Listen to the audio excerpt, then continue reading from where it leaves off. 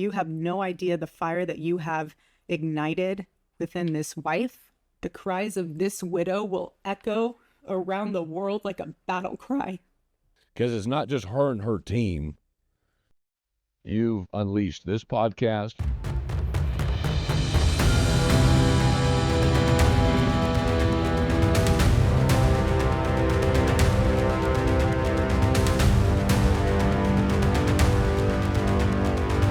All right, welcome out to God and Country. I'm Uriah Kennedy. This is Ingrid Bettridge.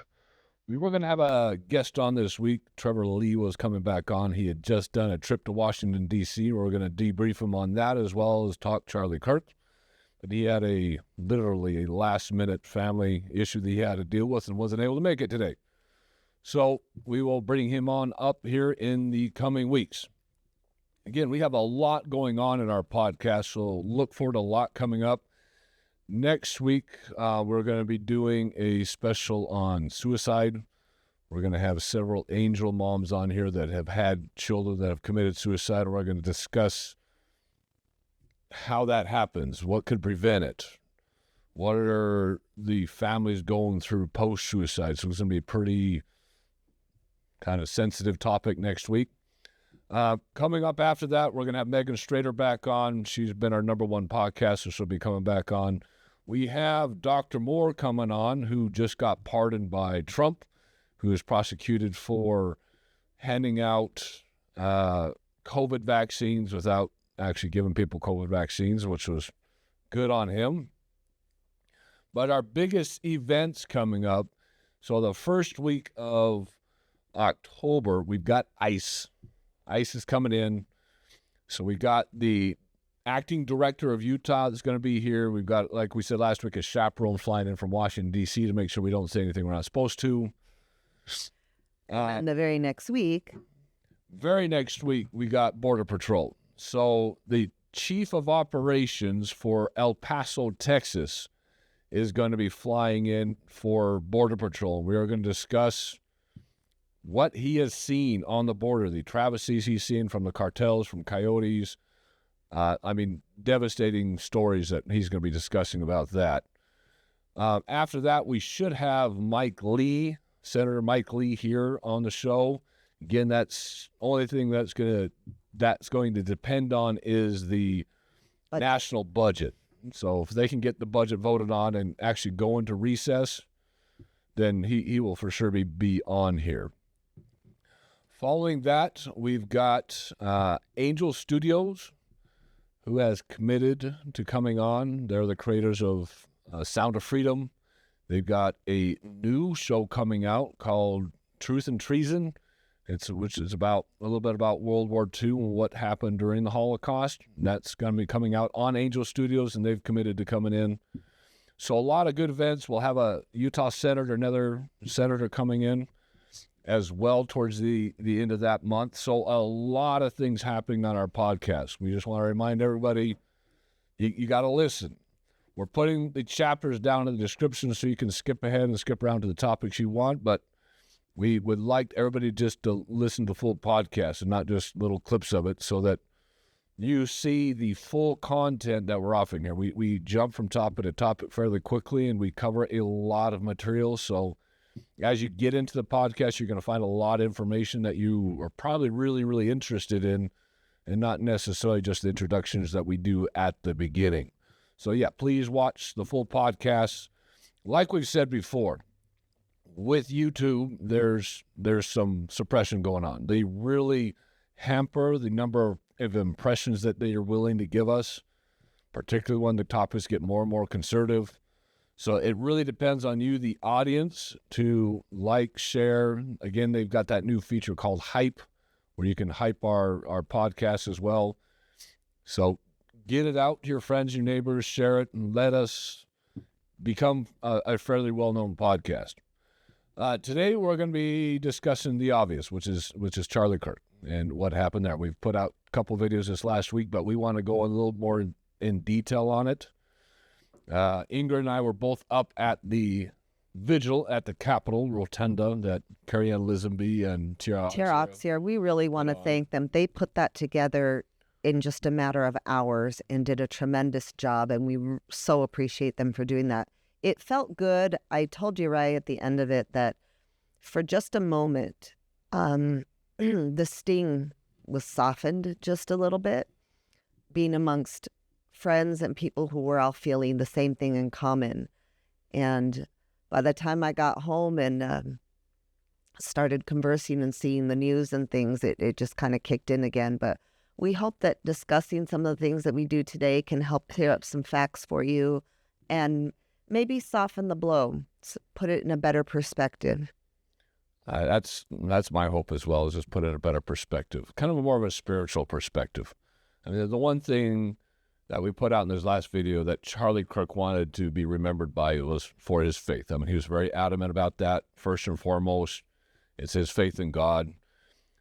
We are God and country. We really want to bring together faith and politics. Again, we stay non-denominational, but so did Charlie. I mean, he was an evangelical Christian, and he openly, at the very event that he got shot at, was openly saying that he's not there to attack Mormons or attack anybody else, and just goes to show that anybody that has those common beliefs in Jesus Christ, we need to stand together as Christians against the evils of society. And I would say even those of you who are still waiting for your Savior, those of the Jewish faith, we have so much more in common and believe in the same things.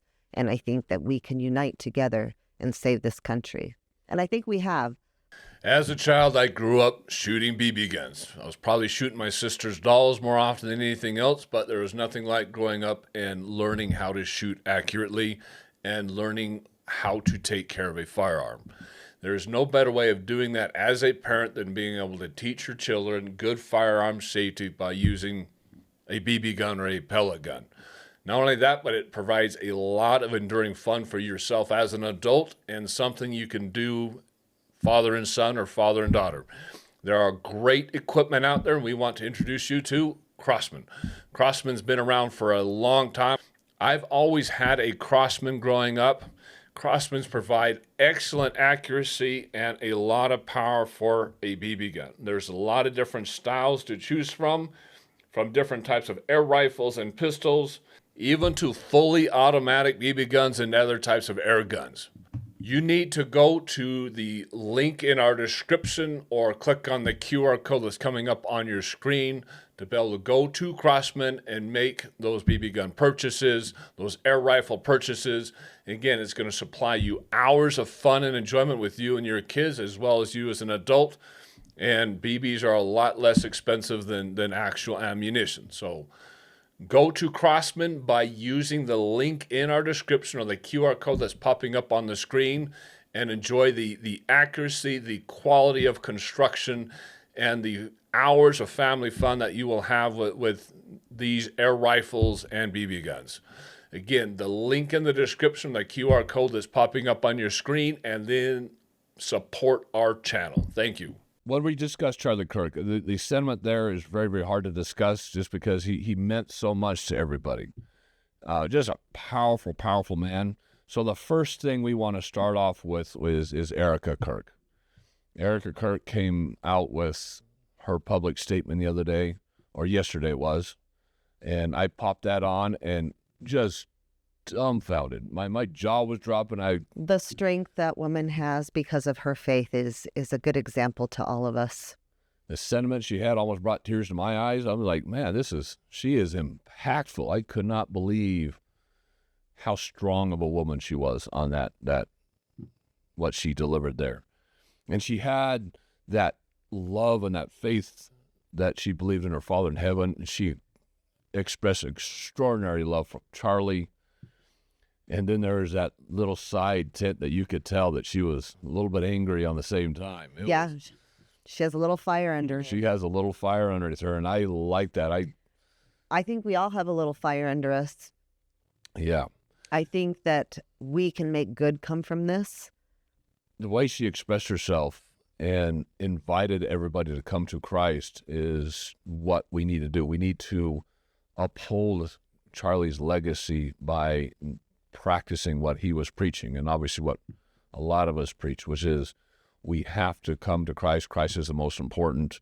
We have to honor our faith, We can't belittle or ridicule each other as Christians. It doesn't matter if you're Mormon, if you're evangelical, you're Lutheran, you're Jewish.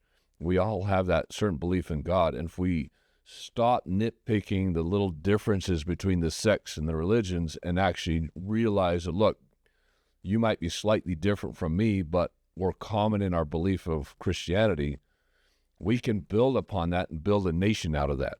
You know, I know we're going to talk, we'll show more of her clips later on, but one of the poignant things as you're speaking that stood out to me is the truth is it's a spiritual war. It's not a political war. And on the internet, I have seen those who disagree with the conservative values that we hold, but we're still appalled by, I mean, heck, Bernie Sanders, At least he came out because Yeah. AOC and Elon Omar were definitely not saying anything nice about her. No, and I saw those who are, I saw people who were gay, who do have conservative values and don't have conservative values, condemning and say this does not reflect us. Quit throwing us into this because we don't agree with this. And if you believe that, have comment below so we can discuss that with you. But there were people from all vast areas. I really think that loud minority who are celebrating out there are just the ones that are speaking out. Those of us who were in pain a little bit, a lot of us weren't saying anything. Yeah, a lot of us. And we played a clip of Jesse Waters on the video we put out this last Thursday, and I think he put it out is, we got to stop being the silent minority and actually be the loud majority. We got to do it louder and more often, actually speak out. Now, we as conservatives, as Christians, as Republicans, we're not violent.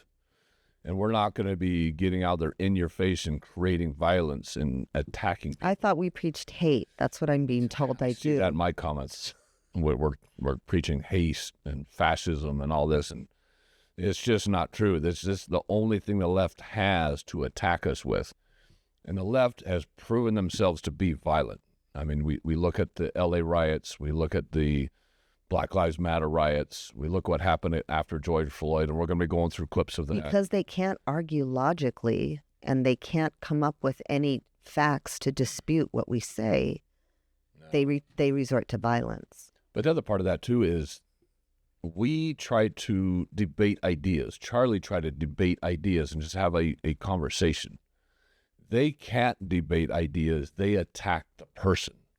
They make you evil. You're the fascist. You're Hitler. You're a Nazi. You're anti-gay and lesbian. I mean, they make you evil. They're not debating the idea you as a person are evil. And it's that type of rhetoric that is causing this. When you have enough leftist politicians out there constantly calling people like Charlie Kirk or Donald Trump fascist, dictator, Nazi, all these things, it's people like this Tyler Johnson that come out and they feel like, well, I have to stand up and do something about this. The rhetoric is so strong, so thick that they feel like they're obligated to come out with violence, because the left pushes violence. And it's not just calling people Nazi or rhetoric or dictator or anything like that. They actually say that we've got to be violent. I mean, we see Senator, what was her name, Walters in San Diego, Booker, Elon, that they're coming out with calling for violence. And it's that type of rhetoric that's people would never see those things if they didn't spend so much time on social media. They live in this world of unreality by watching all these TikToks and things on, and that's the only place that they get their information from. Yeah. So we want to demonstrate, I mean, the whole point of this is to demonstrate the difference between what is good and wholesome and what evil looks like, what peace is and vigil is versus violence, riots, and rhetoric. So let's start off with, we're going to play about 5 clips from Erika. Again, just the strength of that woman is just phenomenal. And you're going to see this in these clips if you haven't seen it already. But we want to discuss each one of these clips. So we're going to play the first one here. Charlie always said that when he was gone, he wanted to be remembered for his courage and for his faith. And one of the final conversations that he had on this earth, my husband witnessed for his Lord and Savior, Jesus Christ.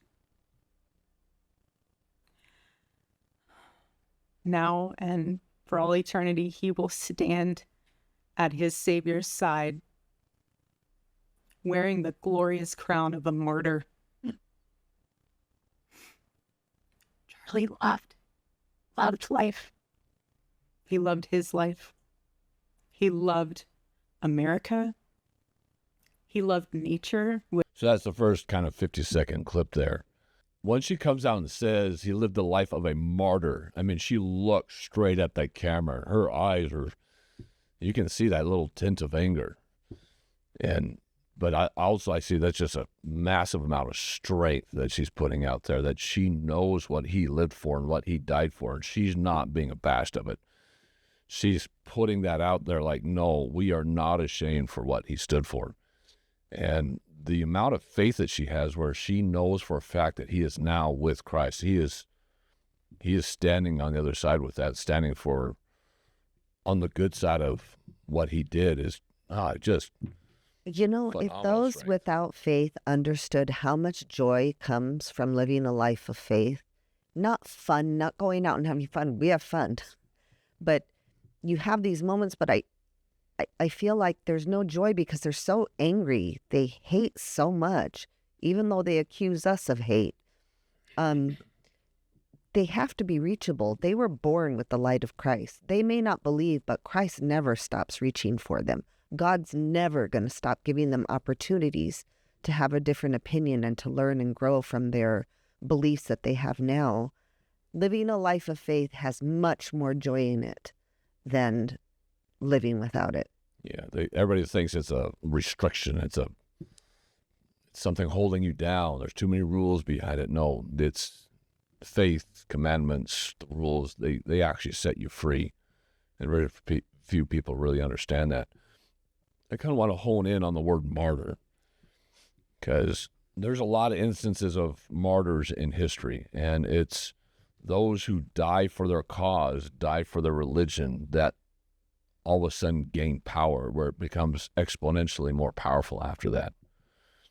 Christ being the first to really do that. The Christianity as a whole became incredibly more powerful after his death than it was before that. When he was trying to preach out there with his apostles, it was hard getting believers. He had a lot of people following him, but they really didn't have strength. It was afterwards that all of a sudden he gained strength. Very, very big note of that is after the day of Pentecost, or at the day of Pentecost, a week after the crucifixion, Peter and his apostles were up there in the upper room, and then the Bible talks about how the Spirit came rushing into the room, and all of a sudden they all felt the Holy Ghost. And then an audience outside of the building was trying to figure out what's going on, and he stood out there and declared to them, "He who you crucified, he has become head of the corner." And he had such power that he had never before had. Just a week before that, he had denied Christ 3 times. And now he's up there saying, "The man you crucified." And he did it with such power that 3,000 of them then converted right then and there to Christianity. That's what a martyr does. We see the same thing with like JFK. What he tried to do, what Malcolm X tried to do, what Martin Luther King tried to do, their messages became 10 times more powerful after their death than it was before their death. True. You may not believe in Mormonism or the LDS Church, but it's the same thing there. When after Joseph Smith was martyred in Carthage jail in Illinois there, the strength of the Church of Jesus Christ of Latter-day Saints exponentially grew. And it's because of the martyr. That's what happens. And I have the full confidence that's what's going to happen to Turning Point USA, is he laid down his life for what he believed in.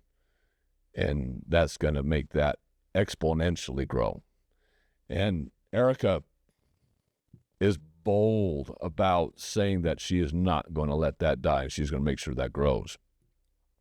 On this next clip, she specifically talks about the family and how important the family unit is as the base unit of society. And Charlie Kirk talked about that through almost every message. He was always out there saying, you need to get married. You need to have children. There's nothing like raising children and being a father and being a mother and having a wholesome family and having a family unit. Because that family unit builds a community, builds your city, builds your state, builds the country as a whole. And without the basic structure of the family unit, then we really don't even have a country. Teaches you what love really is too. Not lust. Love. You learn to love. You learn to love a person who's got differences of how they rolled the toilet paper. You learn how to love a child who screams when you're trying to comfort them. We grow, we become better people through our families.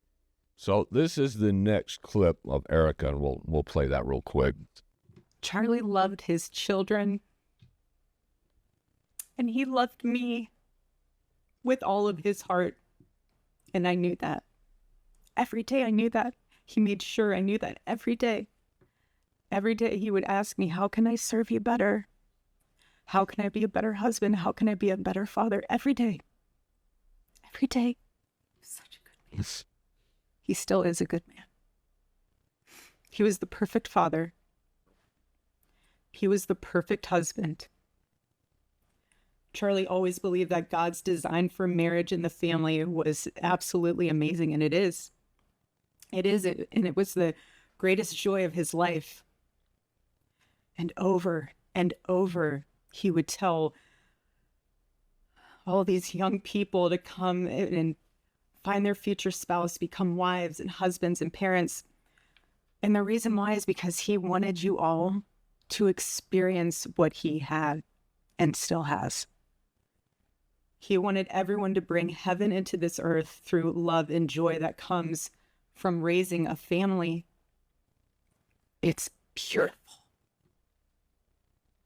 Charlie always said that if he ever ran for office, I know a lot of you asked if he ever was going to, but privately he told me if he ever did run for office that his top priority would be to revive the American family. That was his priority. One of Charlie's favorite Bible verses was Ephesians 5, verse 25. Husbands, love your wives as Christ loved the church and gave himself up for her. My husband laid down his life for me, for our nation, for our children. He showed the ultimate and true covenantal love. I will never, ever have the words to describe the loss that I feel in my heart. I honestly have no idea what any of this means. I know that God does, but I don't. But Charlie, baby, I know you do too. I know you do. So does her Lord. Just, it gets you every single time you listen to that, because the power of her love for him and him for her. And the most important thing about that is how much she knew he loved her. I mean, she knew he loved her. I mean, there is no doubt in her mind of how much love he had for her. And that's what you need in a family, is that just that it's not just that you love each other, it's that each other knows that you love each other. I have a similar relationship. I can honestly say I have a similar relationship with my wife. It's a pretty strong relationship, and we have each other's back no matter what. But to get that type of relationship, you need God first. Because if you don't have God first, you don't have that simple moral principle, it's really hard to love a fellow person without reservation, even with the problems. Because, I mean, again, no one's perfect. I mean, you're going to have your disagreements. I mean, we look at the disagreements we have between Republicans and Democrats, and everybody knows the disagreements you can have between a husband and a wife. if you don't have something that is basing you in God, basing you in faith, it is hard to get past some of those arguments, some of those disagreements. And yet, look at the strength that she had there. The one thing she pointed out there, and I've watched several of Charlie's talks that he had up on stage, and the one thing he puts out there is the covenantal relationship. One that I watched was the problem that a lot of marriages have is one of the spouses starts putting the kids before the spouse. And that is incredibly detrimental to the marriage. It's spouse first. As You are a united front for you your are children. united front. Yeah, you're raising your children. The children are offspring yours, but it's got to be God first, spouse second, and kids third. And if it's not in that exact order, the marriage is probably not going to make it. And he said that many times. I've said that many times, well before I even heard it from him, because it's so true. When you start replacing your priorities, then things are going to start falling apart. And then I love how he specifically talked to the youth. And you'll see this in many of his talks on campuses, particularly young men, where he addresses young men and says, you need to settle down, get married, and then love a wife, just like the church loved the church. And Christ loved the church and laid his life down for it. And be a father, raise children, love your wife, and then she can be that helpmeet for you.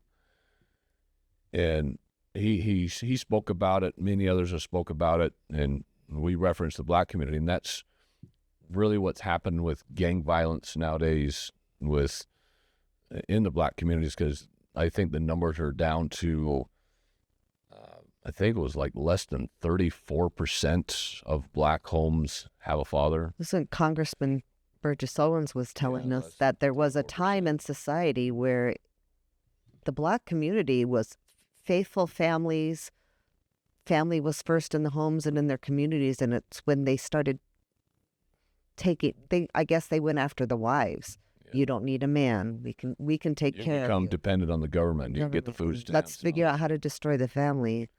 Yeah, just detrimental. But his entire focus was on building that family unit. And I mean, just like she said, if he were to ever run for office, his first goal is to build the American family. Because without that, you don't have society. You cannot make enough laws to legislate out evil, to legislate out crime. It's just not going to happen. Right. You have to have a basis in something. You have to have your morals and values based in something. And it can't be in a piece of paper. It can't be in a document. You got to have a higher power. And that's where God comes in, is that higher authority, that higher power. And if we have that, then all of a sudden you don't have the streets riddled with gang violence. You don't have the streets riddled with gangs. If fathers and mothers stepped in as a team where they loved each other first and foremost, loved God, and then worked together as a team to raise their children, then society as a whole would be completely different. Youth are listening to the voice of, it's all about me, me, me. Yeah. Pride, I should be prideful. I should take pride in what, myself, my accomplishments. I need to take care of me before I take care of others. It's just a selfish way. Rebellion too. We've been mentioning this many times. Is you got these kids that are Christian, wholesome kids that leave good Christian homes and conservative homes, and they go to the university and come out a complete 180. Not detracting on the homes, but if society as a whole had a more focus on the family, Yeah. they wouldn't be trying to purposely tear those kids away from their parents. And that's what university professors are doing. That is what leftism is the disintegration of the family. What socialism is, means the state, the party is more important than the family. Government knows more than your parents do. Your parents' ideas are outdated and don't work and antiquated and don't bring joy. We saw that with the podcast we did with Stephanie Grecius when we went over Oregon's Department of Education documentation, and where they are purposely trying to pull kids away from the parents and give all the power to the government, to the school district, where they can do whatever they want with your child. They can start putting them on puberty blockers. They can start doing sexual transitions. They can do all the stuff. They can label the parents as bullies. Just completely disintegrating the family and tearing kids apart from the parents. And that's why Charlie targeting like the youth and these young adults when they go off to these institutions to listen to a different point of view. Let's debate your ideas. He always invited, bring me your best liberal ideas. Bring me your best liberals. Let's talk. Let's have a debate. That's why I said right on his banner, prove me wrong.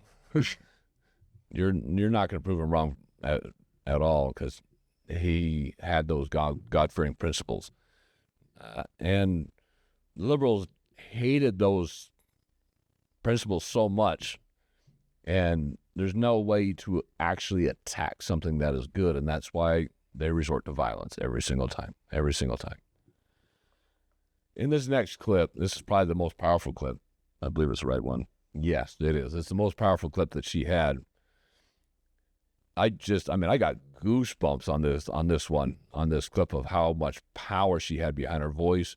Look at her eyes when she looks into the camera. You can see that little bit of strength, that little bit of power, a little bit of anger, a little bit of retribution in those eyes as well, that you brought out Mama Bear, and she is going to be on the warpath. But it's a phenomenal one. Let's go to that one. And our world is filled with evil. But our God, you guys, our God is so good. So incredibly good. And we know that for those who love God, all things work together for good, for those who are called according to his purpose. Already I have seen the worldwide outpouring of love for my husband. I've heard the testimonies from people my husband inspired to get married, to start families, to seek out a relationship with God. It's the most important one of all.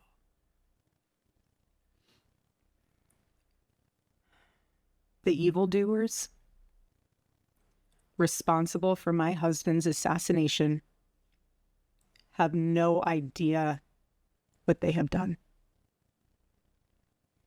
They killed Charlie because he preached a message of patriotism, faith, and of God's merciful love. They should all know this. If you thought that my husband's mission was powerful before, you had no idea. You have no idea what you just have unleashed across this entire country. In this world, you have no idea. You have no idea the fire that you have ignited within this wife. The cries of this widow will echo around the world like a battle cry.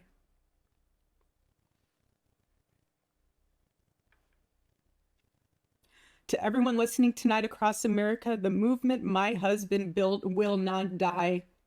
It won't. I refuse to let that happen.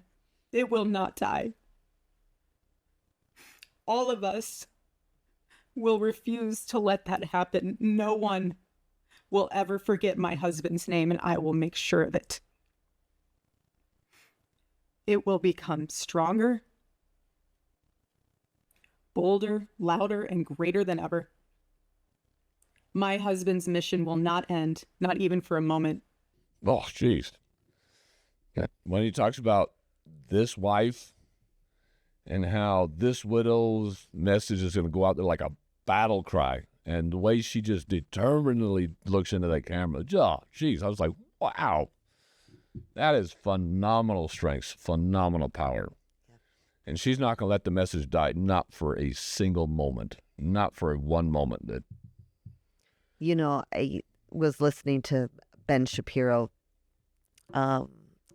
earlier in the time frame of these last couple of days when he was saying this, like, we can't have open public debates anymore because it's just violence. No, they don't want to hear, they don't want to debate, like this is going to die. And then by that evening, he's like, I'll be taking over the rest of the tour. So it's like we just need a moment to grieve, but there's a fire ignited under the youth and the young adults that Charlie spoke to here. There's a fire in all of us to, we already weren't going to hide in our holes anymore, but the majority is going to speak up and the majority is going to become vocal. And we're not going to allow you to try to destroy the nation that we've been saving. Yeah, I seriously, I got to play this one more time just so you guys can focus on it. So let's play just that one little thing real quick. If you thought that my husband's mission was powerful before, you had no idea. You have no idea what you just have unleashed across this entire country and this world. You have no idea. You have no idea the fire that you have ignited within this wife. The cries of this widow will echo around the world like a battle cry. That is just awesome. The fire that you've ignited in this wife, it's going to echo around this world like a battle cry. Just phenomenal strength. You just had your husband taken from you. You've now got to raise 2 kids without a father. And you come out with that type of strength? And you want to ask, where does she get that type of strength? And I can guarantee you she gets it from God. She gets it from her faith in God, knowing for a fact that she's going to see Charlie again. She's going to embrace him again. She knows for a fact that he's standing next to Christ, and having fulfilled his mission as a martyr. And she's going to say it later on, but Christ will have brought him in and said, well done, thou good and faithful servant, which is what we all want to hear when we go to the other side. I mean, I've said that many times in my own churches, that's what we all want to hear is, well done, thou good and faithful servant. And we know he did a very, very good job of that. I hope that fire can sustain her through this time. Yeah, she's not going to let his message dim not for a single moment. I bet his team's not. I bet they've gone right to work. I bet they all got a fire in their blood right now that says, no. Yeah, you think the message was big? Like she just said, you have no idea what you've unleashed around this world. Because it's not just her and her team. You've unleashed this podcast. You've unleashed a dozen other podcasts. You've unleashed thousands and thousands of students on campuses now. I mean, you look at the vigils that are going on around this country. There's a lot, and people are standing up and saying, no, this cannot be tolerated. If they'd read scripture, they would know that those who have gone against God's people, you may kill a few, but God's will prevail. God's mission, this was all foretold. Read Revelations, everything that's happening right now. This isn't a surprise. This was all coming. But you need to read the end of the story, because if you are aligning yourself with evil and with evil people, you will be on the losing side. Satan doesn't win at the end of the story. No. I think the big issue a lot with the left is they're godless. They don't believe in God. They don't believe in Satan. They just believe in what you can and cannot do. But I have faith that everybody has that little truth in there that gnaws at them, that tells them that what they're doing isn't right. That's why they rebel against it, and that's why they get angry. They fight it. And we've said this in previous podcasts, is anytime there's anything that's good, wholesome, good report, we did in the podcast last week, people are always going to want to tear it down because it makes them feel uncomfortable. You cannot have good and evil in the same place. One has got to recede. And you've got to push one of the two of them out. If that evil, if that satanic feeling is in your heart, and he's going to try to make sure that anything that's good there gets pushed out and you reject it.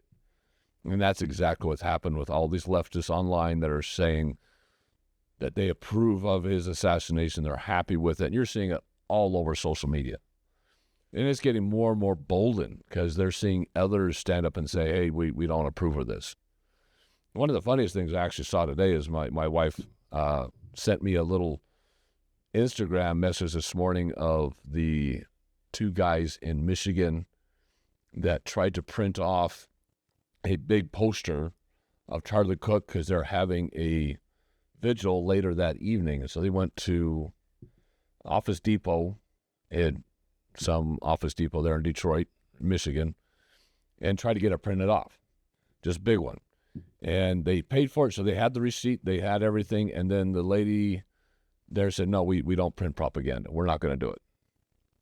And so they pulled out their cell phones and started recording the whole thing, and she literally says, no, we don't do anything propaganda. And they're like, well, how is this propaganda? He says, well, he's a political figure. It's propaganda. I'm not going to explain myself anymore. We're not going to do it. And there was a coworker of his you could tell was a little flamboyant, and you could tell they're both very, very, very lefty.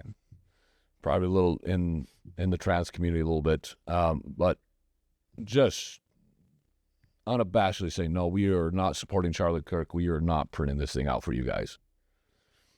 That little clip just from this morning, because it happened this morning, went viral. So it had hundreds of thousands of views very, very quickly. And by the time I was reading the first message on Instagram that my wife had shared with me, I get Fox News updates, and I started getting a ping on my Fox News. I clicked over to that one, and Fox News was already coming out with a story that Office Depot, I think it was Office Depot, fired him. Said this is not appropriate for our employees. They're no longer with the company. They had reached out to... Like, we're in the business of making money so we can support our employees. Who the heck are you to decide you're not going to do your job? Yeah, so they already got fired, and they had actually reached out to the two guys and made up for it. I'm sure they gave it to them for free at that point. And one of the things I learned growing up as a kid, and particularly in Scouts, was to be prepared. And particularly when it comes to my feet. You do not want to be out in a situation where your feet are incredibly uncomfortable and makes you absolutely miserable, makes the rest of the day absolutely miserable.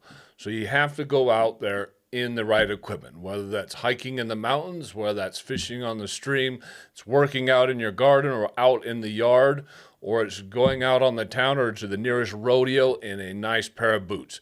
You have to go out prepared so you look good, feel good, and most importantly, it is comfortable. Because again, there's nothing like being miserable walking around all day long. We want to introduce you to 3 different companies that are supporting this channel. We have Durango Boots, which provides the best Western wear and boots that money can buy. So you'll have the look, the feel that you want. There's also Rocky Boots for that great mountain wear, that hiking wear, and just getting out into nature and being prepared for what you're confronting. And then there's Mucky Boots or Muck Boots, which will provide the perfect waterproofing that you need for fishing, hunting, and again, getting out in the yard and working in the mud. These are great companies that supply a great pair of boots for you for any need, for any occasion. So again, go to the link in our description or click on the QR code that's coming up on your screen for any of these great sites, whether it's Western wear, whether it's the outdoor wear and getting up into the hills and the mountains, or whether it's muck wear that you need to be able to work around the garden or go fishing or hunting and not walk around with wet feet. These are great products at great prices that will keep you perfectly comfortable all day at the same time that you're looking good. So trust these products, whether it's Durango, whether it's Muck Boots, or whether it's Rocky Mountain Boots or Rocky Boots, and go to those sites using the link in our description or QR code that's popping up on your screen. Again, the link in the description or QR code that's popping up on your screen, and support our channel.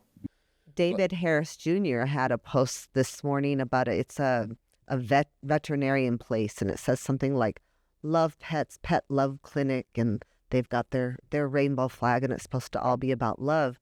But they put up a big disgusting banner on the side where you would enter in the street, just saying vile things about just approving of the assassination and that he was this and that. The grammar in it was horrible. So David Harris stood there in video, said, this is the address. This is a pet. Supposedly, if this is what they call love, how are they going to treat your pet in this love pet clinic? Oh, yeah. And we need to do more of that.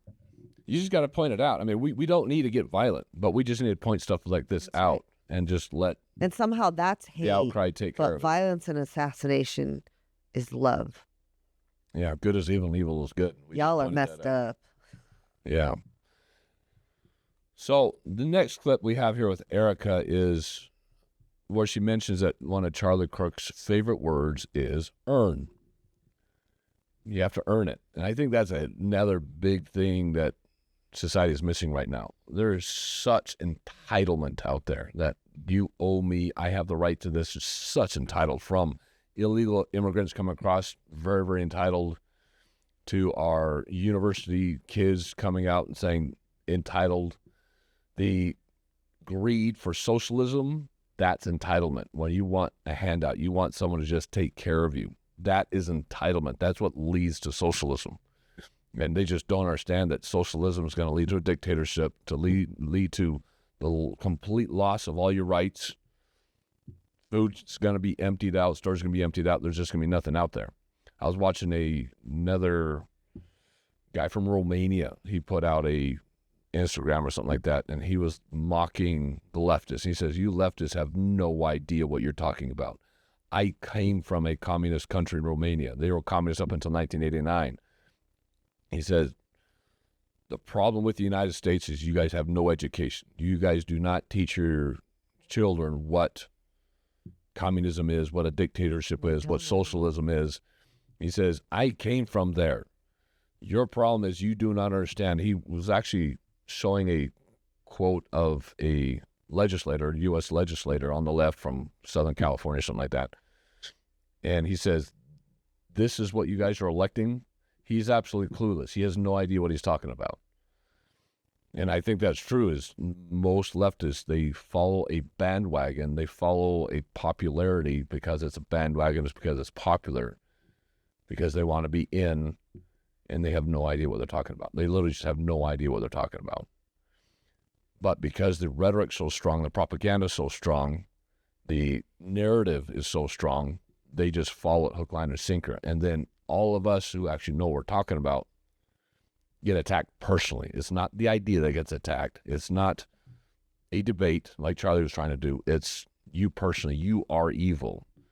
And it's because of that personal attack that stuff like this happens.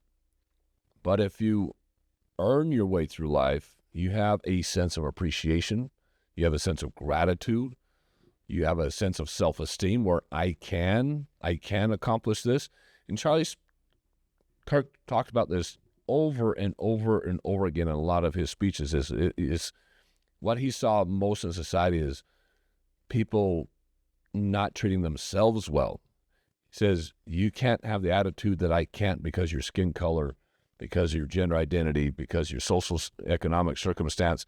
He says, don't let anybody tell you you can't, because that's how they control you.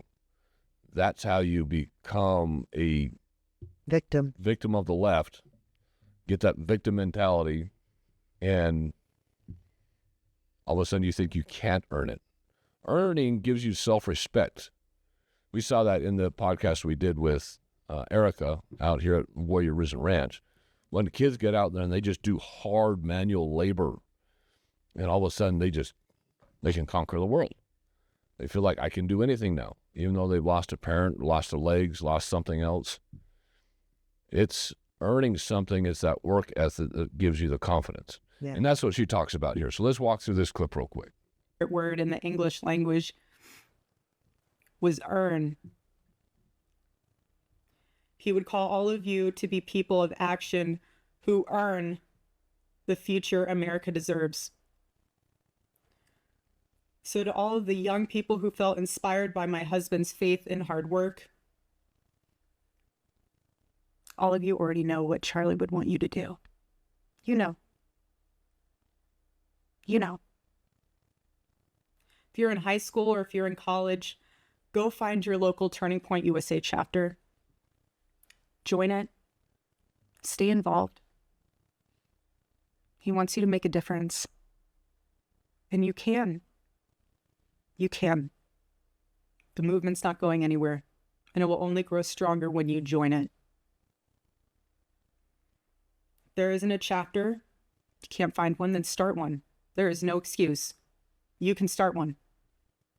And as my husband used to say in this room, every single day, if you want to get involved, the best way you can do that is going to tpusa.com. That's what he would say every day from this chair. Every single day. I watched his show every day, and he would always say, if you want to get involved, go to tpusa.com. We all know what we need to be doing. It's not rocket science to figure out how to get involved. But the one thing that she says I really want to hand out is there's no excuse. There's no excuse. If there's a will, there's a way. If you want to be involved, get involved. Don't sit on your armchair at home. Don't just sit there and watch Instagram and TikTok all day long saying, oh, that'd be cool if I went out and actually did something. And I'm going to put a heart on it. That's my Contribution to my society. contribution. I liked that post. Get involved. If there's not a chapter, start one. And it doesn't even necessarily need to be a Turning Point chapter. I mean, get involved in a church organization, get involved in a youth group, get involved with the Republican Party groups or throughout the universities. Get out there and serve. Do a service project. Do something. I mean, that's how we become the loud majority and not the silent majority. That we've always said that this is now a spiritual war because they have officially declared war by shooting Charlie Kirk and all the rhetoric they've been putting out, because it's not just Tyler Johnson is not just the sole problem here. There's an evil on the left side that is becoming very, very strong, and it is overtaking a lot of things in this country. And if we just stand back here and just do nothing about it, if you think you can just sit here and just look at social media all day long and put a bunch of hearts and stuff, that's my contribution to society. It's not going to cut it anymore. You've got to stand up and be vocal. You got to be louder. I mean, like Jesse Waters said, we've got to be louder and we've got to say something more often. Again, we're not being violent, but we're not being quiet. There's a big difference. We're not going to stand up in somebody's face and yell and scream at them and saying, you're a dictator, you're a fascist, you're a Nazi. But there's a way to stand up there with truth and just, this is what truth is. And Charlie Kirk did that on every university. Every single time that he had a debater coming up there, he would declare what the truth was. And if they agreed with him, he said, well, we can agree to disagree, but I stand with Christ first. I stand with my God first. I stand with my family second. I will not conform to gender dysphoria because it's a lie. I'm not going to use your pronouns because it's a lie and you can't force me to do that. And he just stood up for those beliefs. He stood up for the unborn child and say that is evil. Abortion is evil. And there's too many of us that want to shy away from these hard subjects, these hard topics, because we're afraid of what society is going to think of you, what people are going to say about you. You're afraid of somebody getting in your face and becoming violent, so you're just going to say, I'm not going to get involved. I mean, that's why that murder happened on that subway car that in North Carolina or South Carolina. He pulled out a pocket knife. You literally see him open up a little bitty 3-inch blade pocket knife and start stabbing her. When you look back out on that image, there are two people sitting next to him, one standing up there, and none of them do anything. Nothing. Unbelievable. And he Breaks just keeps my going. Heart. She was, how alone she must have felt. Her face looked like she felt so alone as she looked around. So nobody did a thing. And then he stands up and just walks around with blood dripping off the end of his knife, and nobody tackles him. Nobody brings him down. And then on the subway train, that gentleman that did attack and did hold down the perpetrator, how they attacked him, how society tried to crucify him for helping. Yeah. That, sir, if you're watching and you're feeling all these hateful feelings, if what we're saying sounds like hate to you, I challenge you. What are you so afraid of? Ask your creator, ask your higher power. Is what I'm feeling right? Is what they're saying wrong? And listen for an answer. You have got to open up your mind to an opposing point of view. before you decide that you are going to stand for evil. And part of that is being honest with yourself and not just repeating the narrative in your head and repeating the rhetoric in your head and saying, well, I'm asking. Stop worrying about being popular and being popular with whoever you want your followers to be. This imaginary life that you have on the internet with unreal people that you don't know, that you'll never meet, that you want to like your posts. I challenge you, if somebody does that and you feel a change of heart, would you comment and let us know? Which is what she invites us to do. So watch this one. This is what being involved means. But most important of all, if you aren't a member of a church, I beg you to join one. A Bible-believing church. Our battle is not simply a political one. Above all, it is spiritual. It is spiritual. The spiritual warfare is palpable. Charlie loved his Savior with all of his heart, and he wanted every one of you to know him too. He wanted everyone to know that if they confess the Lord Jesus Christ who rose from the dead, then they will be saved. Hear me when I say this, nobody is ever too young to know the gospel. Nobody. Nobody is ever too young to get involved with saving this beautiful country, this country my husband loved and still loves. And nobody is ever too old either. There's no age limit. If you're not a part of a church, join one. That's a good Bible-believing church. And I like how she said that. She doesn't say, go join the evangelists, go join the Mormons, go join the Lutherans. That's what we were saying at the very beginning of this. Stop bickering between the sects about what you choose to believe that's slightly different in what somebody else's believe. And my baptism is a little bit different than yours, and my interpretation of this Bible scripture is a little bit different than yours. But in the end, we all believe in Christ. We all believe in that he died for our sins. We all believe that we're going to turn to our Father in heaven after this life. Look at what we have in common, set aside everything else, and just say, I'm just going to be a good, wholesome Christian. We're going to stand together as other Christians and Jews and be the country we were founded to be, which is a Judeo-Christian country. This is not a Muslim country. The other thing that Charlie did is he spoke out against the spread of Sharia law and spoke out against of hearing the prayer, the Muslim prayer 5 times a day. That is not what this country was founded on, and we can't allow that to proliferate throughout this country. It will destroy us. The 2 things that will bring down the United States faster than anything else is a turn to socialism or communism or a turn to Sharia law. It will completely destroy the world and it will destroy this country. Those are the 2 evils that are probably the most prevalent right now that we got to fight. And the first thing they're doing to attack both of those is the destruction of the family unit. Destruction of a husband and wife, which destroys the children and their upbringing, which creates the violence and the crime that we have in our streets. It all starts from there. But if you join a church, have a little foundation, just a simple foundation that you can build on, that's all we're asking. That's all Erika was asking. That's all Charlie was asking. Just create a foundation. We don't care. Foundation that makes you want to be a better person. Yeah. We don't care what Christian church it is. Just get a foundation and we can build upon that. You can build upon that. And that's how you get involved, because it's going to create something within you where you want to do something. You want to get out there and serve. All right, so the last one she has here is kind of an invitation, and this is probably the most heart-wrenching one because she talks about her daughter, and it's tough. So let's listen to this last quote from her. I love you, baby. Rest in the arms of our Lord as he blankets you with the words I know your heart always strived to hear. Well done, my good and faithful servant. When I got home last night, Gigi, our daughter, just ran into my arms. And I talked to her and she said, Mommy, I missed you. I said, I miss you too, baby. She goes, where's Daddy?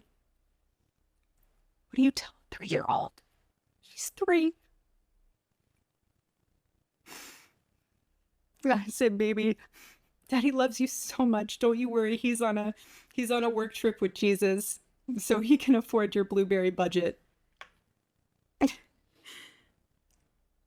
And my goodness, am I so humbled to witness, Charlie, you alongside Jesus right now, doing what you always want to do, baby.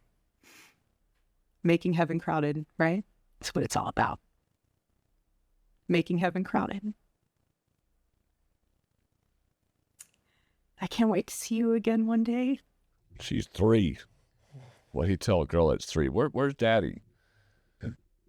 Those of you who are celebrating Charlie's death, I want you to let that resonate in your brain. A 3-year-old and a 1-year-old no longer have their father. You should be absolutely shamed. It is disgusting to watch you think that Charlie's death is good. It's debate. It's a conversation. There's no violence. Words are not violent. Words are words. Our governor came out, Spencer Cox came out the other day and literally said that specifically in one of his speeches. He was tired of hearing that words are violent. Words are not violence. Stop labeling them as such.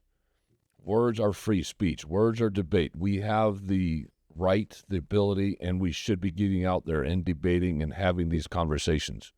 That is how we get along as a people. That's how we get along as a society.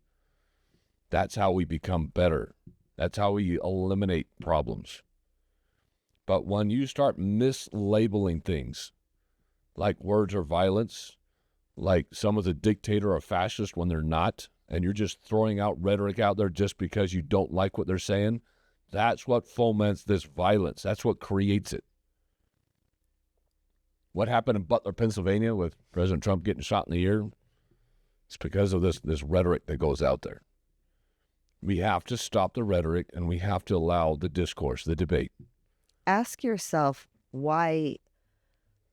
I don't understand why when George Floyd died, he had just raped a woman and was abusing a woman, was on drugs, died while they were trying to hold him down.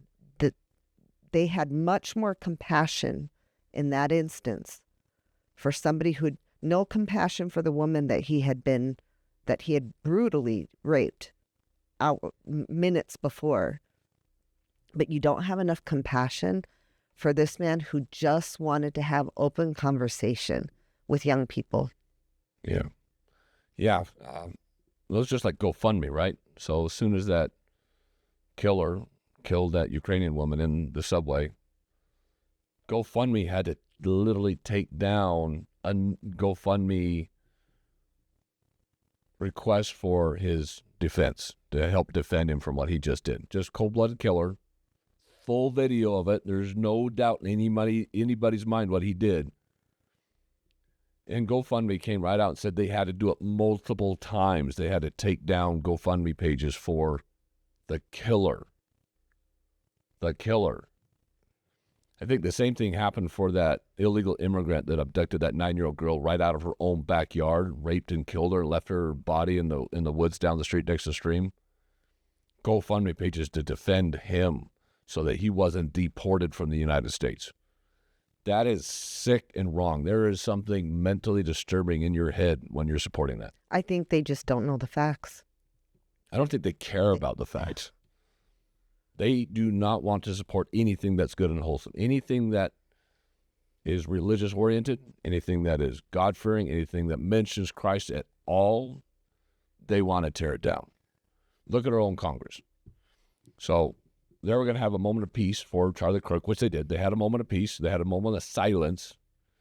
But the second they were asked to have an open, out loud prayer, chaos. Just absolute chaos in that room where they had to bring it back under control. Why? Because they're okay with just sitting there and being quiet for a few seconds just to tolerate it because they didn't want to have bad. But They do not want to openly recognize God in any way, shape, or form. None of the Democrats, all of 100% of them, do not want to recognize God in any way, shape, or form. And that is the evil we're fighting. That is the spiritual warfare that we're up against that she is talking about. The other comment I want to bring out that she said is, and I'm probably going to post this up huge somewhere so I can see it. I might even make a shirt out of it, which is making heaven crowded. I Really sweet. I love Really that sweet. comment. And I'm Yeah. sure Charlie's the one that came up with it, making heaven crowded. That is an awesome statement. That's needs to be all of our goals as we're out there trying to evangelize the gospel is what they're saying. Evangelize the gospel. And that's what we need to have out there. And again, the specific Christian sect does not matter anymore. It does not matter. You need to not be ashamed, not be abashed of what your belief is. And we together as Christians as a whole in this country can make heaven crowded. So we want to show kind of the difference between violence on the right and violence on the left. So we'll show this clip and kind of discuss it. And you guys can just think in your heads, what do you think the difference here is? Amazing grace, how sweet, how satisfying, that saved a wretch like me. I once was lost, but now I'm same like I was. What a was done, but now I see. So again, going back to what our governor said. Now, so everybody knows on here, our governor is not the most popular governor in the state right now. But I have to give him kudos. I 100% approve of his speech yesterday when the killer was caught. And one of the things he pointed out was, look at how our state handled the assassination of Charlie Kirk. There was no riots in the streets. There was nothing burning. There was no looting of stores. There's nothing, no police cars on fire. Church sites or anything else were not getting attacked. No one was getting beat up, shot. No one's attacking his family. We had vigils. And he pointed that out. We had vigils. And that's what that video just pointed out. That's the difference between good and evil, right? That's just shows it right there. That's the difference between the conservative Christian values on the right and the godless evil values on the left. And I'd hate to point that out because I don't want to blanket everybody on the left as completely evil, because there's a lot of you that are not. But you need to recognize it for what it is and start turning away from evil. And we invite you to come over on our side of the aisle.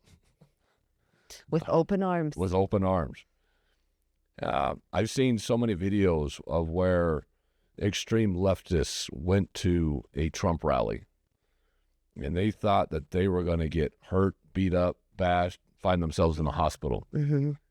And they went up there and they said, well, I'm a leftist. I don't support Trump. And people in line says, that's okay. Well, you can come sit next to us. We invite you in. And skin color didn't matter. Nothing mattered. And they were invited into those rallies with open arms, wholeheartedly. And then that same person would go over to a left rally, and even though they weren't necessarily Trump supporters, would start talking about Trump and what people's opinions were, and they were spit at, cursed at, stuff was thrown at them. One even had a fist flying at their head. And they were leftists, they were Democrats, just asking simple questions. And then they came out in the video and said, look, I did not know this was real. I honestly did not think this was real. I was going out to prove this narrative wrong, and I proved the narrative right myself. And they said, I'd hate to say it, but I'm converting. And they converted right there off of their own video. And that's just the difference is there's a peaceful side and there's a violent side. And the reason why they want violence, the reason why they want rhetoric like this is because they purposely want to break down society. They have to destroy what we have so they can rebuild it how they want to rebuild it. And how they want to rebuild it is socialism, single-party state, complete control, take God out of everything. The state becomes the God. State becomes the most important thing in society, which is exactly what Hitler did. It's exactly what Stalin's done. What's happened down in Venezuela, starting to happen in like Colombia, is this type of evil. But that's what I'm saying is those people were told a narrative that wasn't true, and they believed it. Well, Not because they knew, and it's not something they knew firsthand. They get it from somebody else. I had somebody tell me yesterday that, he has said some hateful things, and they talked about a video where he said that. The video was doctored. It was edited, and that's out there now showing here's the full thing, unedited. You won't see any cut in it and exactly what was said. So if you weren't there, if you don't know firsthand, and if you do, you were there firsthand and you don't like it, you have that right. I approve of your right. This is Uriah Kennedy from God and Country, and I've been fishing since I was just a little boy. My father used to get me out there and teach me how to tie little fishing knots, and whether it was creek fishing in a stream or we were out trolling on a lake, there's nothing more beautiful than reeling in a big bass or big trout. As fathers, we want our children to have the greatest experiences when out on the water. And we ourselves do not want to get skunked when we're out there fishing. So it is always best to have the best equipment, the best lures possible to give you the greatest percentage of success. We all have used and know who Rapala is, one of the greatest companies ever to create lures for fishing. We would ask you that you would go to our description and click on the link in our description or on the QR code that's coming up on your screen. Support the channel by going through our link or through our QR code and making all your fishing purchases at Rapala.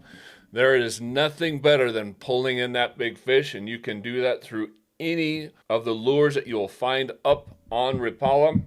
There is nothing like the quality that you will find at Rapala. From all their lures that will definitely get you some good hits on that line, to any type of tools, knives, clothing and apparel, anything you'll possibly need to have a great afternoon, a great day out there on the lake or out on the river. Trust Rapala for all those fishing needs. And again, you have to go through our description, our code in the description, or the QR code that's going to be popping up here on your screen. Again, support this channel by going to Rapala through the link in our description or the QR code that's popping up on your screen.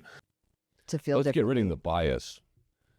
The problem is when they hear that hateful message, they want to believe it because that's where they're leaning already. And so it doesn't take much for them to believe in it because they're already going in that direction.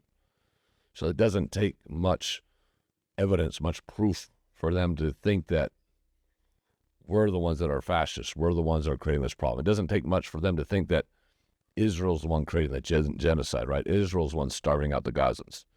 Israel's the one that has started all these conflicts. Hamas has never started anything. Hamas didn't start the 67 war, any of these other wars. It's always been Israel. I hear that a ton. It's because you want to believe that narrative because you're already leaning in that direction. It doesn't take much to get you to believe it.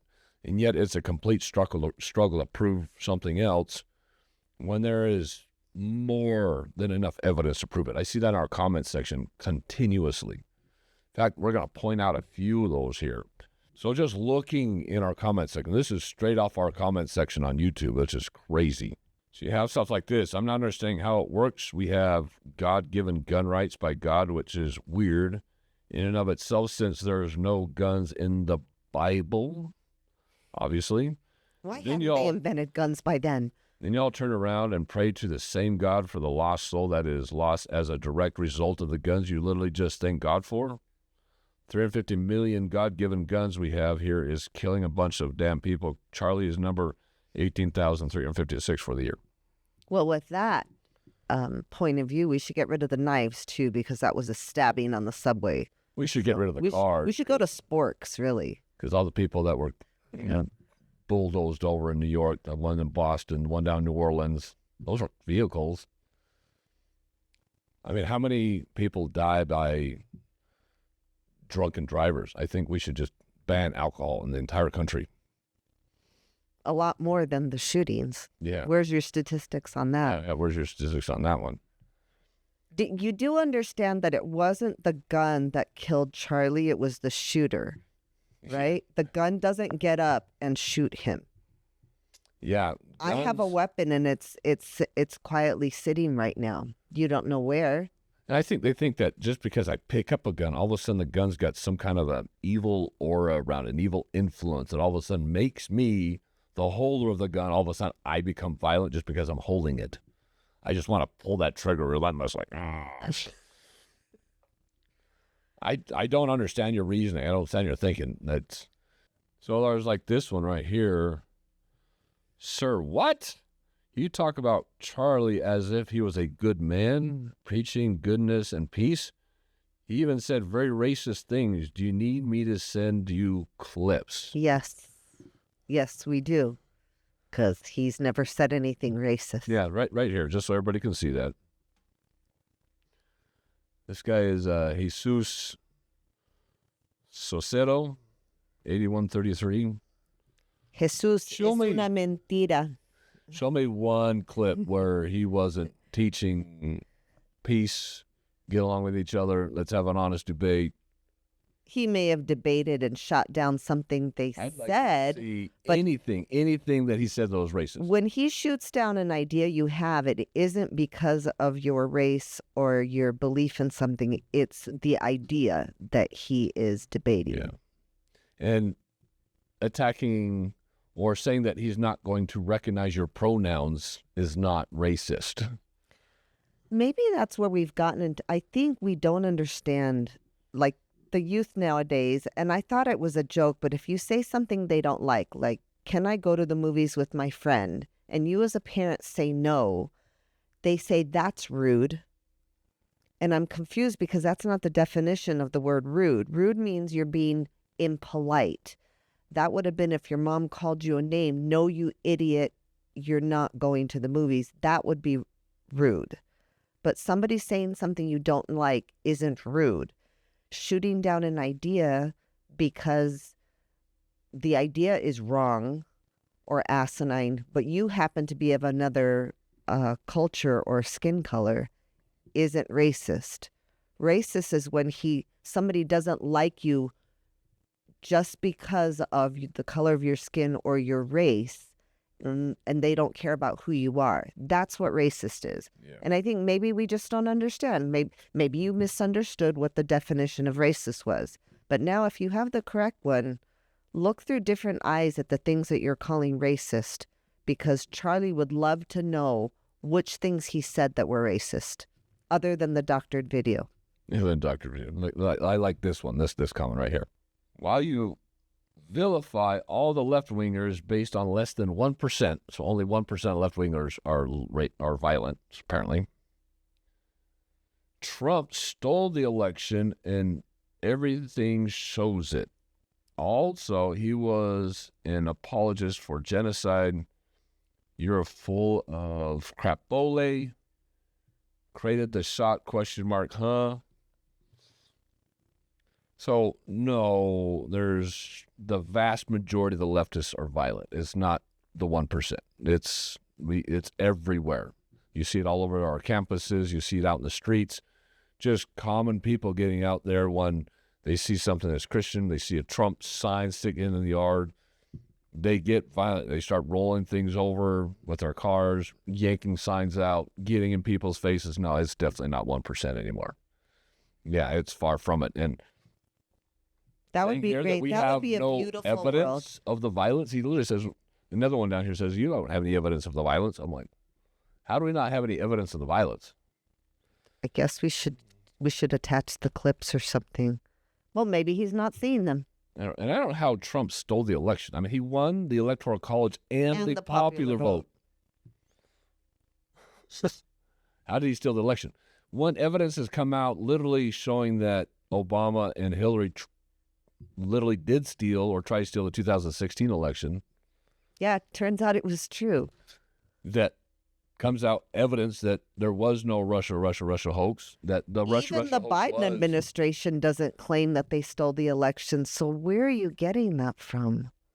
And he apologized for genocide, which obviously means you're referring to Israel. Again, wrong on all accounts. Well, we have an episode you should watch where we have the facts on that one. Israel's not the problem. Sharia law is. Scroll down. What episode is that? If you really wanted to know, we have an episode on that with facts The and problem is videos. nobody watches it. Half the people with these comments watch maybe 1 minute of the trailer that I put out there. Trailer, not even the actual video, but the trailer. And then they never click over to the real video and actually watch all the video clips where we prove everything we say in it. But you don't take the time to research it. Why? Because You don't want to. you don't want to. You want to believe the rhetoric, which is just what we just said. You fall for that side. You want to believe it because that's where your demeanor is. You're on that evil, negative side. And I get the misunderstanding on the Hamas-Israel thing because the narrative's been pushed that way. So I get you not understanding that. But now you have a place where you can go and get true facts. Oh, I like this one right here. Get a lot of these ones. There are no riots. You do not get a lot of those words. I've had like 5 in the last 3 days that they literally put on there. You can see it. I mean, look at it right there. See it? I can show you like 5 more. Huh. What riots? There are no riots. Even mainstream media has televised I'm the like, riots. what? I'm glad that there's no riots where you live. Yeah. You are blessed. You are world blessed. You live in. Oh, I've gotten several of these ones as well. So if you look at this one, he was from the right, not the left, referring to the shooter. So I've got maybe 4 or 5 of those. I heard some misinformation about that in the So- beginning. To clarify this perfectly for everybody, there are pictures already out from the shooter's social media where he has a Democrat Socialist of Utah shirt on. His parents were conservative. Obviously, he's rebelled from that. He's got indoctrinated by somebody else, which is what we've been saying this whole time, that he went to a local university there, then went up to another university for a while. And his family said of late, especially in the last 4 months, that is when he had gotten politically involved and they were a little Filled with concerned hate. for him. They specifically say that he started getting filled with hate. So his family definitely saw it. But yeah, he's a Democrat Socialist. Both things we do not approve, both Democrat and You may socialist. have been confused by initially the very first person that they took down in the media jumped on it and said, they have him, was a gentleman who was from the right, because I had informants immediately telling me they knew who that was. And they said, he's on the right, but then he was released. So you may be confusing the two things, but he was not. No, he's not. Look, and then this one. I saw other comments around other people's podcasts about the same comment, and all of a sudden it popped up on ours. I'm like, really? Live by the sword? Well, you know the rest. I don't get it. So that's what Charlie Kirk always used to say. If you live by the sword, you die by the sword. Oh, So apparently Charlie Kirk lived by the sword, and thus he died by the sword. No, that's not what he was meaning there. Not even remotely close. So something you missed about that. that's so offensive. It's so offensive. Yeah. It was words. Words are not violence. He debated. He never got in anybody's face. He was trying to bring you truth so that you could listen to a different perspective, continue on if you didn't agree with them, but he was actually out there trying to save you. This one here, this is the same as if Trump pulled the trigger. Again, I don't get it. That's why I asked him, like, so I guess what? I'm not hip enough.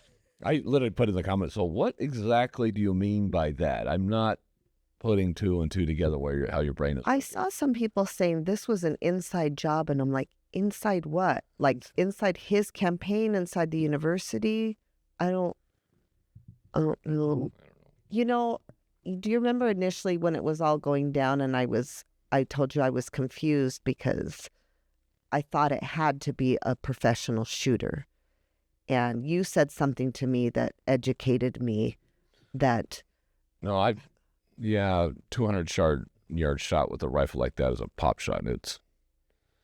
I said this in the video I put out on Thursday that I specifically mentioned this in that video. So if you want to go back to that video, I say the whole thing. But I'm an avid deer hunter and elk hunter, and I got elk hanging up on my wall. But I have made that shot dozens of times, and I purposely shoot my deer and the elk right through the neck. so it's more instantaneous. It's instantaneous, but I also don't want to lose any meat because there's a lot of good meat in the ribs. There's a lot of good meat in the back. So you're saying with a good scope, With an average scope, 200-yard shot is nothing. He had a 30-06. I grew up my entire life shooting my dad's 30-06 because that's what we would deer hunt with. Currently, I shoot with a 7mm Remington. That would have done even more damage. It's a bigger rifle.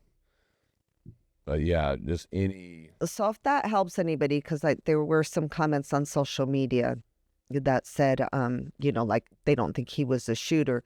They have continuous video from overhead and from buildings and things, and it was him. And he probably wasn't that good of a shooter because I think the neck was an accident. I could 99.9% positive that he was probably aiming for Charlie's head. He probably had the crosshairs on his head, and he didn't account for the distance, and the bullet dropped down to the neck and shot him through the neck, which would have killed him anyway.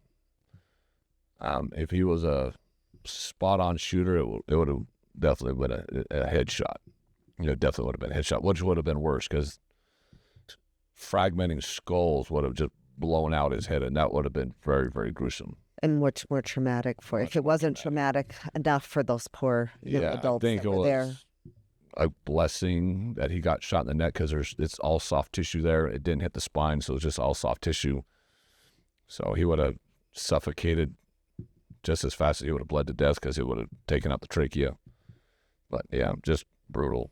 So there was a lot of information coming out that people were, and we heard the same thing. We put it out, and we heard the same thing that was trans-related, that there was people on the ground that were signaling each other, and we thought it was a trans activist group that had caused it, and it turns out not to be the case. We'll retract what we said previously on that. There were some young people in my office that had I think they had TikTok up, and they were saying that the question was being asked was, how many trans shooters have there been of late? And that turns out to not be true either. Well, that's true. So the debater up there was asking how many trans shooters have there been, and then Charlie Kirk says too many.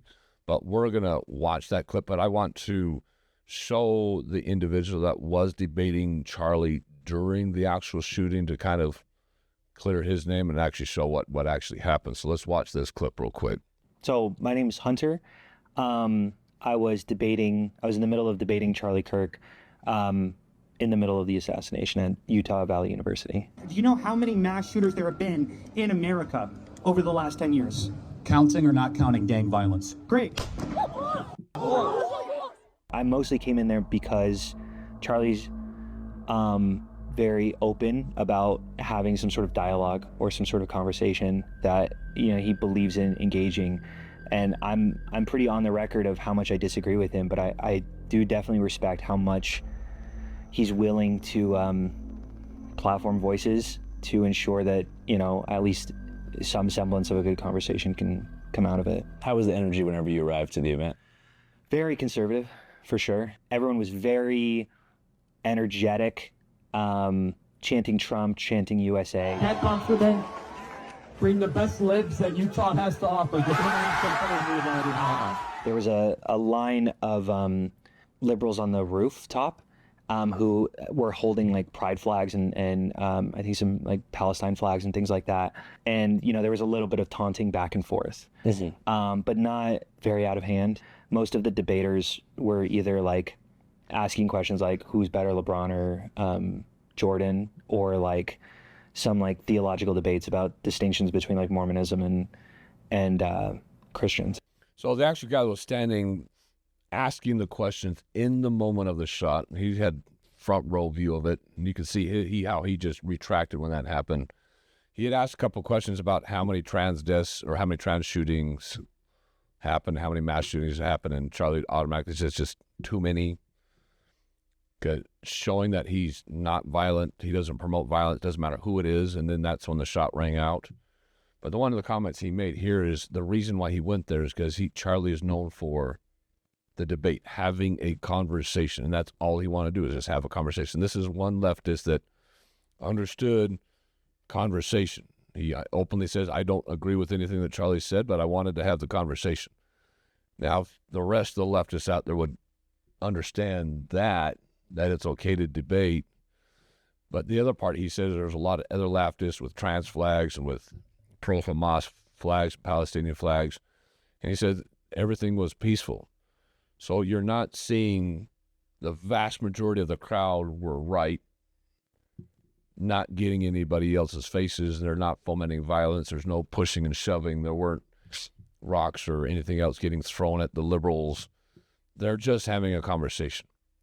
Whereas if you would have reversed that and there would have only been a few conservatives there asking a liberal political leader some questions, there would have been violence. There would have been pushing and shoving, stealing of maybe a MAGA hat would have been ripped off somebody's head or got hit in the head with a bottle or something like that. Bottles would have been thrown.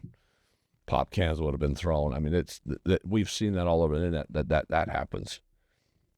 But he just shows violence versus nonviolence and what the right is peaceful and the left is. There were some, right in the aftermath as they were pulling him off, there were some liberals running up and stealing like the hats he'd been throwing. And one of the security guys like, you are kidding me. Like in that moment, and I think it was the one that everybody shows that he was like, yes, and he was cheering in that moment. We showed that video. He didn't have the horror that this young man had of. Well, there's surprising how many people are not having the horror all over the internet, just not having the horror. Just how desensitized can you be to not be horrified watching that? Charlie lived a great life, a perfect life. Well, nobody's perfect, but almost. And he really got out there and tried to help people become better. Just here's some principles. This is the values I believe in. This is how you have a better family. This is how you're a better husband. This is how you can be a better father. This is how you can participate in society. Reasons he encourages the young people so much is he was only like 18 or something where he decided, I want to do this. I want to go. He started Turning Point at 19. It's crazy. Crazy. Just what a 19-year-old put in the work and the accomplishments he had. And he wants that for other people. Look how big Turning Point is in 12 years. And it's going to get even bigger from now, from what we saw from Erika. Just massive. Anyway, so we want to, I don't know if you have any more comments, but we wanted to end. I have one comment that our hearts also go out to the shooter's family. It must have been excruciating for his friends and family to realize it was him and to do the right thing like any good father would do, to have your son look at justice in the face. And our thoughts and prayers are with you also, and Erika and your family, and we know that God's will prevail. I can't imagine what went through that father's head, because everybody knows the death penalty is on the table, both federally and statewide. They've been saying that hours and hours before he actually turned his son in. That father knew that he's essentially sending his son off to death. And his son is sentencing their family for a lifetime of ache. And ridicule, because there's going to be a lot of people out there who are not going to let this go. They should, because parents do not have the sins of the children don't have the sins of the parents. We see that a lot in society nowadays with people wanting reparations for slavery. We do not have the sins of the parents, and parents don't have the sins of the children, even though my ancestors actually fought to free your ancestors, died for it. You can't fault the family. So let them have their peace. Stay away from the homes. If you see them a year from now, 5 years from now, 10 years from now, give them a hug. Give them a hug. Yeah, let's not downgrade them. Let's not belittle them. But just think for a second what went through that father's head. So he probably had people within his community that recognized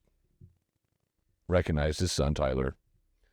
He said he had a friend call him up, and I imagine the father was probably debating, didn't know what to do because he probably knew it was his son. Then he had a friend call him up, and probably the conversation went along the lines of, you either do the right thing or one of us probably will. They're just not going to sit around and just not do anything. So he probably had a good friend reach out to him and say, look, you got to do the right thing and just tell him it was your son. I mean, if you don't, then one of your friends will. They called their minister, came over and probably talked to him a little bit more about it, and probably gave the father the confidence to, between the friend and the minister, gave the father the confidence to do the right thing. And father stood up and then contacted their ex-sheriff friend, who then helped them get over to the sheriff's office and turn their son in. But you're sentencing your son to death. That's, I don't care what your son did. That's still your son. That's got to be hard for a dad to do. And nobody mentions the mother, what she's going through, which I'm glad, because she's probably devastated, because that's what mothers would do.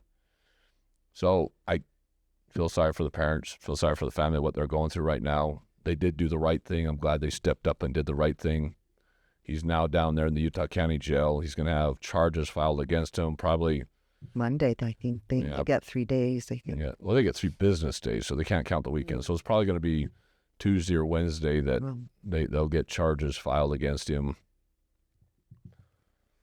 So, well, and the court hearing is going to go for the next few months. So it's going to be 24/7 news cycle of court hearings, because the news media is going to be, for sure, For these people, keep that cycle going. They hated Charlie so much. All you had to do is not watch his channel, not go to his debates, and you wouldn't have to see him.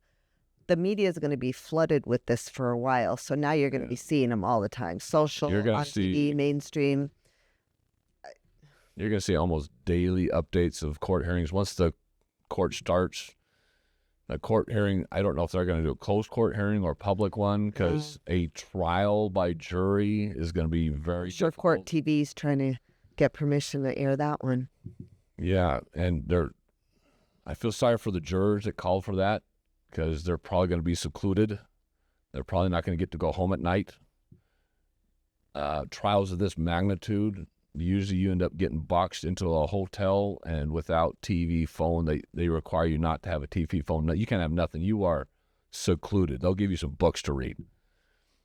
It's going to be jail for these jurors almost, because in order to have a fair trial, you cannot have any persuasion from the outside world. So they can't watch news. They can't watch anything. They can't have conversation with family members, anything that will persuade them to have a decision one way or the other. So they're going to say goodbye to their families. They're going to not talk to anybody, not see anything for as long as that trial is going on. So it's going to be tough for the jurors. And finding jurors that are already not decided one way or the other is going to be tough. I think the whole jury thing is going to be really tough.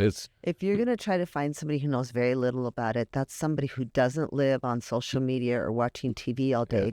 They're likely to be conservative.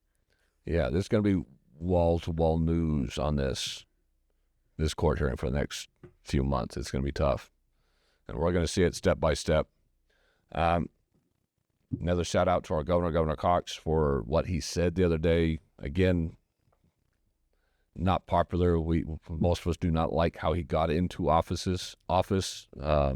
Bypassing wonderful press conference. Bypassing our SB 54 law that we talk about all the time. But I have to give you kudos, because that's the type of people we are. If you did good, we're going to comment about it. Both speeches, phenomenal. I praise what you said on both of those. Probably slept very little, too. Yeah, he said he slept for 90 minutes. Seriously? Hold on. Yeah. We're going to end with this last clip.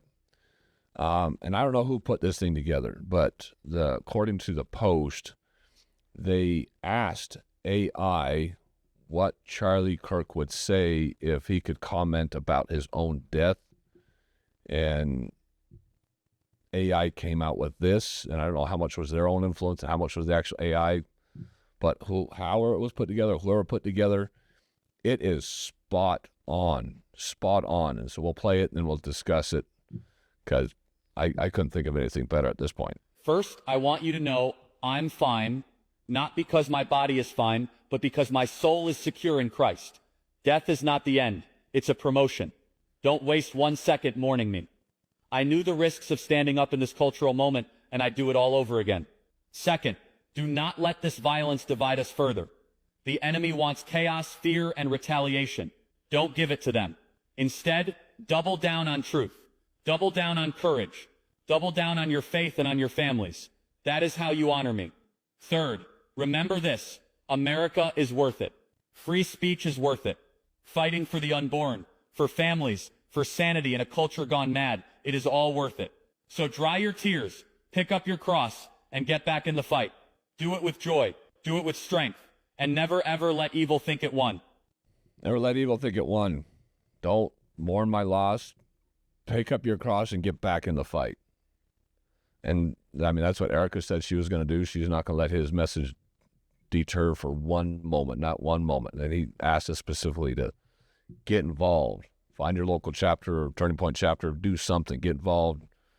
Join a church. Find your Savior. Do something. Get involved.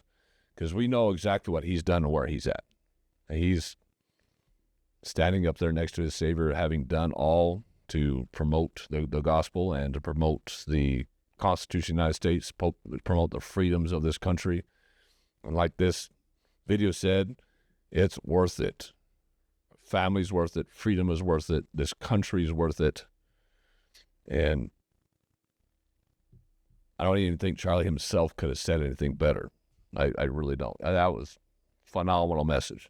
And that's what we're going to do. We're just going to stay in the fight.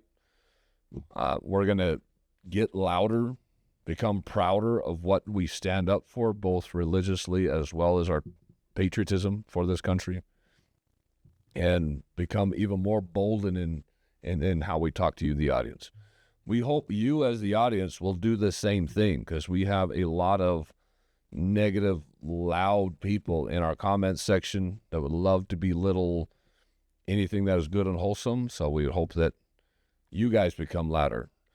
One way to become louder is to get our message out there, because we can help things become louder if you can help us get the word out. So share the podcast with as many people as you possibly can. Like it, send it off, post it out there on your own social media, post clips of it out on Instagram and TikTok and X. Help us get out there so that we can get the message out there. We're not in this thing for the money, because we don't get paid to do this. YouTube does not pay us as much as we'd like them to, but they don't. There's plenty of YouTube suppression going on right there, so it's going to be a while before we get anything out of this. So we are strictly in this for the message that we're trying to create. We want this to become viral and people to see the truth for what it is and support principles like Charlie was doing, because we believe in those principles wholeheartedly. That first comes God, then comes your family, and then your country. So we hope you learn from this great memorial for Charlie Kirk. I'm sure there's going to be a lot of memorials coming up. Remember him for the man he was and for what he stood for, and not for what happened last Wednesday, but for his smile, for his demeanor, and the way he just accepted everybody. Any final words? I'll be absent for a couple episodes, but I will be back. Yep. And we're looking forward to continuing to spread truth and silence lies. This is God and Country, and we will see you guys next week.